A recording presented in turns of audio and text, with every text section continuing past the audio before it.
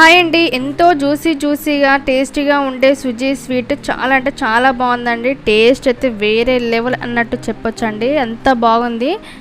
ఒక కప్పు చిక్కటి పాలను పోసుకొని అదే కప్పుతోటి సగం కప్పు వరకు సుజీ రవ్వని పోసి బాగా కలపండి.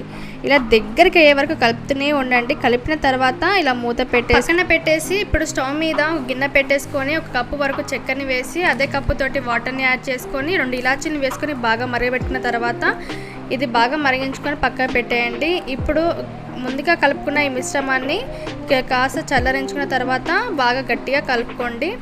ఇలా మనకు కొద్దిగా గట్టిగా అనిపించినప్పుడు కొద్దిగా పాలని యాడ్ చేయండి. ఎక్కువ పాలని వేసారంటే కొద్దిగా పల్చగా అవుతుంది. ఒక 2 టేబుల్ స్పూన్ వరకు పాలని యాడ్ చేసి చపాతీ పిండిలా కలుపుకొని 1 టేబుల్ స్పూన్ నెయ్యిని వేసుకొని బాగా కలపండి. బాగా కలిపారంటే మనకి ఎక్కడ క్రాక్స్ లేకుండా బాగా వస్తాయి. ఈ విధంగా 2 హ్యాండ్స్ తోటి ఈ విధంగా ప్రెస్ చేసేసుకొని రౌండ్గా చేసుకొని ప్రెస్ చేసుకొని ఈ విధంగా చేసుకున్న తర్వాత నూనె వేడెక్కేలోపు మూత పెట్టేసుకొని నూనె వేడెక్కాక రవ్వ స్వీట్స్ని దాంట్లో వేసి మీడియం ఫ్లేమ్లో బాగా వేయించుకోండి. బాగా ఫ్రై చేసుకోండి. గోల్డెన్ కలర్ వచ్చే విధంగా బాగా ఫ్రై చేసుకోండి. ముందుగా మనం పిండిని ఎంత బాగా కలిపితే మనకి అంత స్మూత్గా అంత సాఫ్ట్గా వస్తుందండి. మనకి ఎక్కడ క్రాక్స్ లేకుండా బాగా వస్తుంది.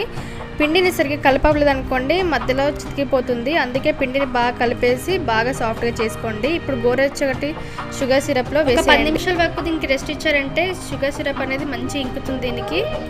అంతే అండి. ఎంతో జ్యూసీగా ఉండే స్వీట్ అనేది రవ్వ స్వీట్ చాలా ఈజీగా చేసుకున్నాం కదా. మీరు ఖచ్చితంగా ఇది ట్రై చేయండి. ఇదే మెథడ్లో చేయండి, చాలా బాగుంటుంది. మరి ఖచ్చితంగా మా ఛానల్ని సబ్స్క్రైబ్ చేయండి, లైక్ చేయండి, షేర్ చేయండి, కామెంట్ చేయండి. Please subscribe to my channel.